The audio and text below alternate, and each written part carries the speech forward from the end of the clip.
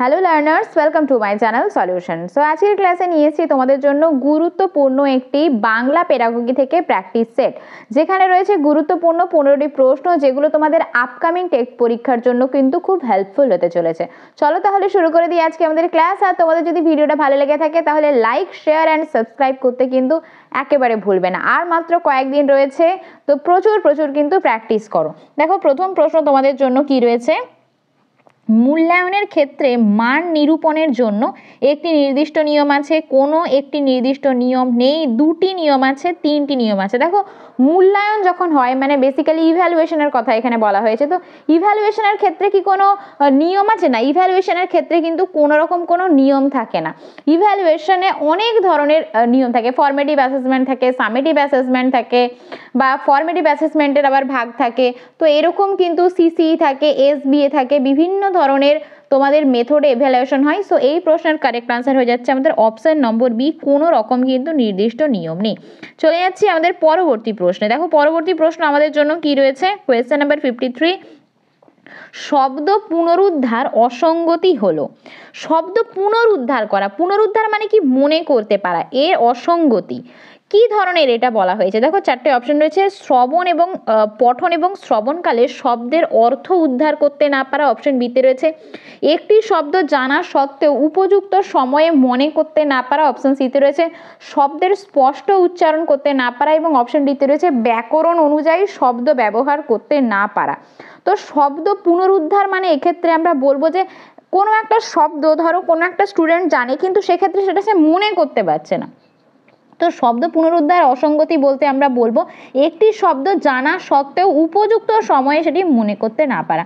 এটাই হয়ে যাচ্ছে এই প্রশ্নের কারেক্ট আনসার। চলে যাচ্ছি আমাদের পরবর্তী প্রশ্নে। দেখো, পরবর্তী প্রশ্ন আমাদের জন্য কি রয়েছে, কোয়েশ্চেন নাম্বার 54 আমাদের জন্য কি রয়েছে। ভাষা শিখনের ক্ষেত্রে শিক্ষার্থী যখন ল্যাঙ্গুয়েজ লার্নিং হয় তখন কি, অপশন এতে রয়েছে ভাষার জ্ঞান সম্পর্কে সচেতন থাকে না, মানে এখানে শিক্ষার্থীর রেসপেক্টে বলা হয়েছে যে শিক্ষার্থী ভাষার জ্ঞান সম্পর্কে সচেতন থাকে না। অপশন বিতে রয়েছে ভাষার জ্ঞান সম্পর্কে শিক্ষার্থী সচেতন থাকে।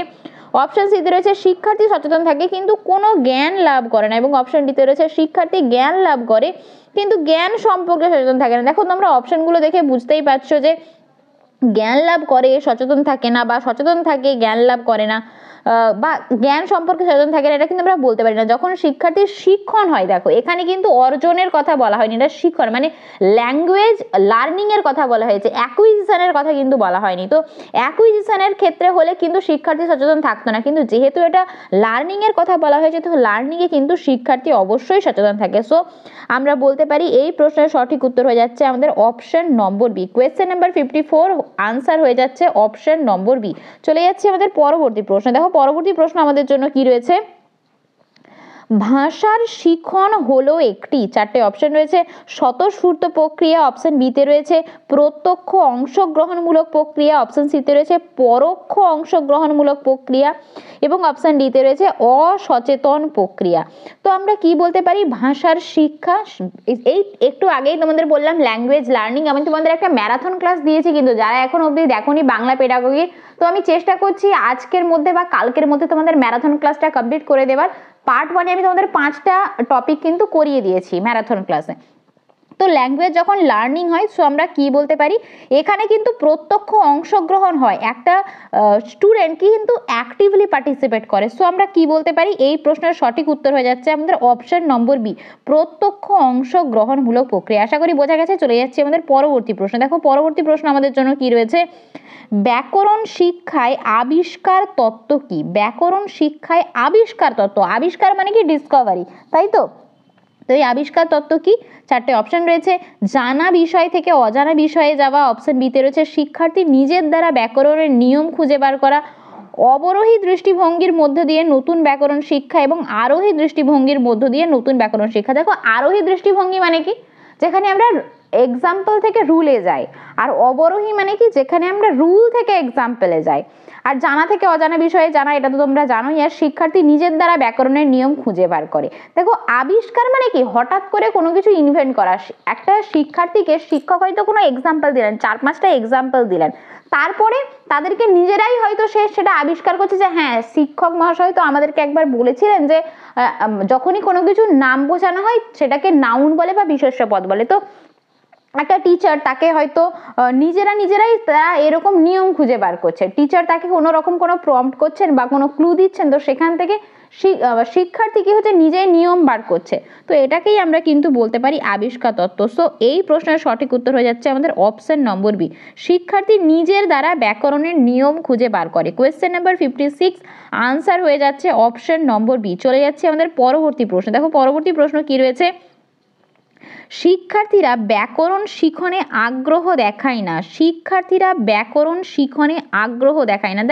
দেখো একটা জিনিস, ব্যাকরণ মানে কি আমরা এখানে একটু বলতে পারি একটু কঠিন বিষয়, সেরকম কোনো রসের বিষয় এখানে থাকে না। সাহিত্যে যেমন কি হয় একটা রসাস্বাদনের ব্যাপার থাকে, কিন্তু এইটা পুরোটাই কিন্তু রুলস থাকে, নিয়ম কানুন থাকে। তাই শিক্ষার্থীরা কি হয় ব্যাকরণ শিখনে আগ্রহ দেখায় না। কেন দেখায় না? 4টে কারণ এখানে দেওয়া আছে।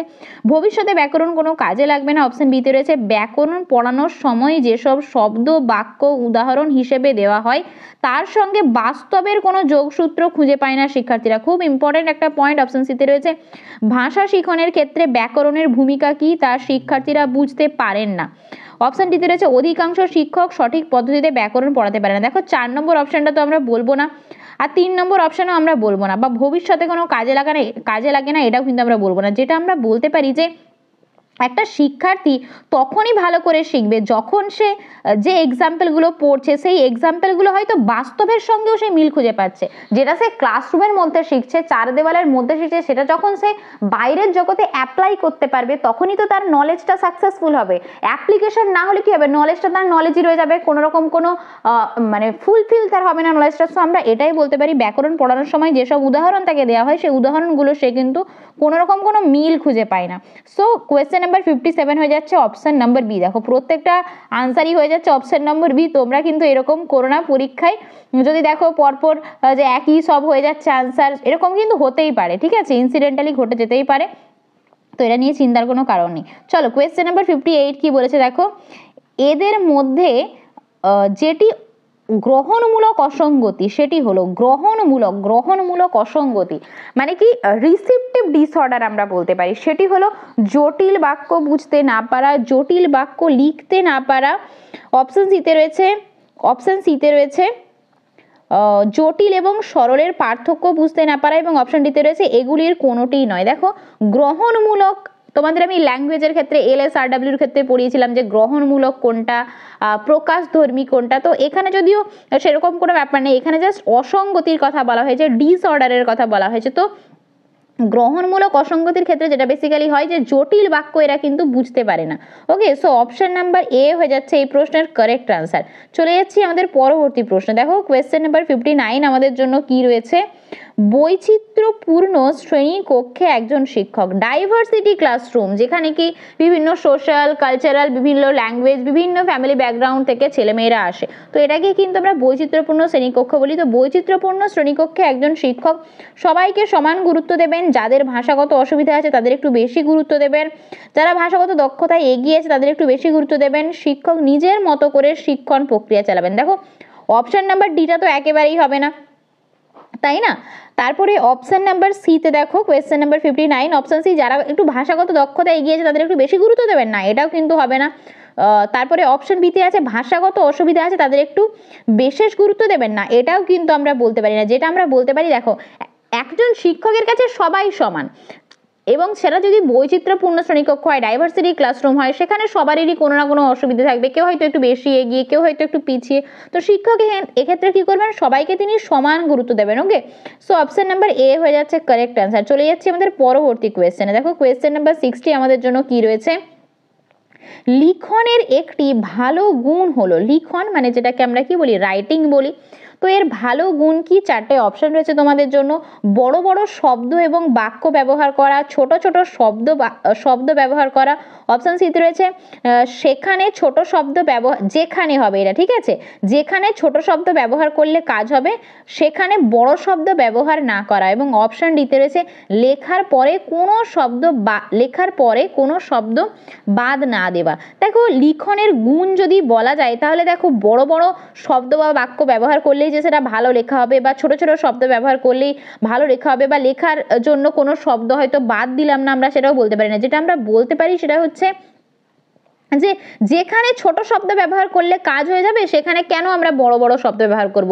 লিখনের তোমাদের গুণগুলো আমি তোমাদের পড়াবো LSRW বাংলার ক্ষেত্রে, আর আজকে বা কালকের মধ্যেই তোমাদের আমি দিয়ে দেওয়ার চেষ্টা করবো ম্যারাথন ক্লাসের যে ভাষার যে দক্ষতাগুলো, সেখানে শ্রবণ, কথন, পঠন, লিখন তোমাদেরকে পড়াবো। সেখানে বলবো যে লিখনের কি কি গুণ আছে, তো সেখানে তোমাদের আরো বেশি ক্লিয়ার হয়ে যাবে। আপাতত এইটুকু জেনে রাখো যে লেখা এমন হবে সেটা স্পষ্ট হবে এবং খুব বেশি জটিলতা থাকবে না, মানে সহজ বাক্যে নিজের মনের ভাবটা কিন্তু প্রকাশ করা হবে।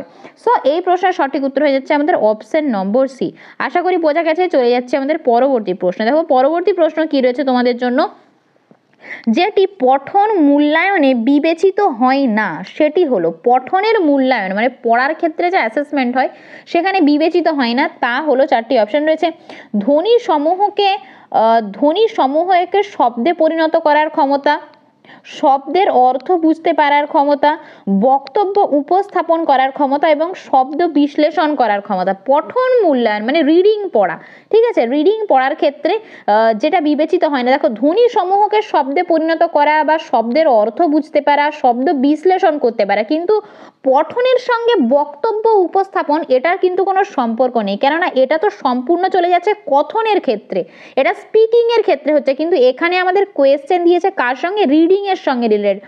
সো বিবেচিত হয় না, যেটা হয় না সেটা হচ্ছে অপশন নাম্বার সি। চলে যাচ্ছি আমাদের পরবর্তী প্রশ্নে। দেখো কোয়েশ্চেন নাম্বার 62 আমাদের জন্য কি রয়েছে, বাংলা ব্যাকরণের নিয়ম কানুন জানলে একজন শিক্ষার্থী, চারটে অপশন রয়েছে তোমাদের কাছে। বাংলা ভাষা ভালোভাবে লিখতে এবং বলতে পারবেই, দেখো নিয়ম কানুন জানলেই যে সে ভালোভাবে লিখতে বলতে পারবে এটা কিন্তু আমরা বলতে পারি না। সেকেন্ড অপশনে রয়েছে বাংলা ভাষা ভালোভাবে লিখতে এবং বলতে নাও পারতে পারি, এটা কিন্তু আমরা বলতে পারি যে নিয়ম কানুন জানা মানেই ধরো একজন রুলস জানে মানেই আমরা বলতে পারি না সে সর্বজ্ঞ হবে, সে লিখতেও পারবে আবার বলতেও পারবে। সো অপশন নাম্বার 2টা কিন্তু আমার মনে হয় কারেক্ট। চলো বাকি অপশনগুলো আমরা পড়ে নিই। বাংলা ভাষা ভালোভাবে লিখতে পারবে কিন্তু ভালোভাবে বলতে পারবে না, এটাও আমরা বলতে পারি না। আর অপশন ডিতে রয়েছে বাংলা ভাষা ভালোভাবে বলতে পারবে কিন্তু ভালোভাবে লিখতে পারবে না, এটাও আমরা বলতে পারি না। এটাই হতে পারে যে সে লিখতে ভালো পারে আবার নাও পারে, বলতে ভালো পারে আবার নাও পারে। সো অ্যাকর্ডিং টু মি এই প্রশ্নের আনসার হয়ে যাচ্ছে আমাদের option number B. Question number 62 answer হয়ে যাচ্ছে আমাদের অপশন নম্বর বি। চলে যাচ্ছি আমাদের পরবর্তী প্রশ্নে। দেখো পরবর্তী প্রশ্ন আমাদের জন্য কি রয়েছে, ভাষা শিখনের অন্যতম উদ্দেশ্য কি। এই যে ভাষা শেখানো হয় একটা শিশুকে, ল্যাঙ্গুয়েজ লার্নিং এর কথা বলা হয়েছে, তো নিয়ম কানুন যাতে বাচ্চারা শেখে, এই নিয়ম কানুনগুলোই তো এখানে শেখানো হয়, তাই না। চারটে অপশন রয়েছে, দেখো ভাষার আদান প্রদান সম্পর্কে শিক্ষা দেওয়া, অপশন বিতে রয়েছে ভাষার নিয়ম কানুন জেনে ভাষা ব্যবহার করা, অপশন সিতে রয়েছে পরীক্ষায় বেশি নম্বর পাওয়ার ব্যবস্থা করা, ব্যাকরণ সম্পর্ক সচেতন করা। দেখো ব্যাকরণ সম্পর্ক সচেতন করা এটা তো আমরা বলতেই পারি না, বা পরীক্ষায় বেশি নম্বর পাওয়া এটাও আমরা বলতে পারি না, বা ভাবের আদান প্রদান সম্পর্কে শিক্ষা দেওয়া এটাও বলতে পারি না। যেটা আমরা বলতে পারি যে শেখানো হয় এই কারণেই যাতে সে নিয়ম কানুন জেনে ভাষাটা ব্যবহার করতে পারে। সো এই প্রশ্নের সঠিক উত্তর হয়ে যাচ্ছে আমাদের অপশন নম্বর বি। ওকে, চলে যাচ্ছে আমাদের পরবর্তী প্রশ্নে। কোয়েশ্চেন নাম্বার 64 কি বলেছে দেখো আমাদের জন্য, শিখনের একটি সাধারণ বৈশিষ্ট্য হলো, চারটে অপশন রয়েছে। প্রথমবার সঠিকভাবে শেখাটা যতটা সহজ, পুনরায় শেখাটা ততটা সহজ নয়। অপশন বিতে রয়েছে প্রথমবারের তুলনায় পুনরায় শেখা অনেক বেশি সহজ। অপশন সিতে রয়েছে প্রথমবার শেখা যদি সহজ হয় তবে পুনরায় শেখাও সহজ। আর অপশন ডিতে রয়েছে প্রথমবার শেখা যদি কঠিন হয় তবে পুনরায় শেখাও কঠিন। দেখো শিখনের একটা সাধারণ বৈশিষ্ট্য কি, দেখো প্রথমবার শেখাটা যতটা সহজ, পুনরায় শেখাটা কিন্তু ততটা সহজ নয়। একটা জিনিস হয়তো কেউ একবারে শিখে গেল, তাহলে সেক্ষেত্রে শেখাটা যতটা সহজ, কিন্তু যদি সে সময় নেয় তো সেক্ষেত্রে কিন্তু ততটা তার কাছে সহজ হয় না, তার কাছে একটু কিন্তু কষ্টসাধ্য হয় বিষয়টা। সো আমরা বলতেই পারি যে এই প্রশ্নের সঠিক উত্তর হয়ে যাচ্ছে আমাদের অপশন নম্বর এ, যে প্রথমবার শেখাটা যতটা সহজ, পুনরায় শেখাটা ততটা সহজ হয় না। ওকে, আশা করি বোঝা গেছে। চলে যাচ্ছে আমাদের পরবর্তী প্রশ্নে। পরবর্তী প্রশ্ন আমাদের জন্য কি রয়েছে দেখো, কোয়েশ্চেন নাম্বার দেখো কোয়েশ্চেন নাম্বার 65 আমাদের জন্য কি রয়েছে, শ্রেণীকক্ষে কোনো শিক্ষার্থী কোনো কিছু পড়ার সময় যদি ভুল করে তাহলে একজন শিক্ষক, শ্রেণীকক্ষে কোনো একজন শিক্ষার্থী কিছু পড়ার সময় যদি ভুল করে তাহলে একজন শিক্ষক সঙ্গে সঙ্গে পড়া থামিয়ে ভুল সংশোধন করে দেবেন না, এটা কিন্তু টিচার কখনোই করবেন না যে সঙ্গে সঙ্গে তাকে থামিয়ে দেবেন। অপশন বিতে রয়েছে শিক্ষার্থীর পড়া শেষ হওয়া পর্যন্ত অপেক্ষা করবেন, হ্যাঁ এটা কিন্তু শিক্ষক অবশ্যই করবেন। অপশন সিতে রয়েছে পড়ার সময় ভুলকে শিক্ষক গুরুত্ব দেবেন না, এটা কিন্তু একেবারেই নয়, ভুলগুলো তো শুধরে দিতেই হবে।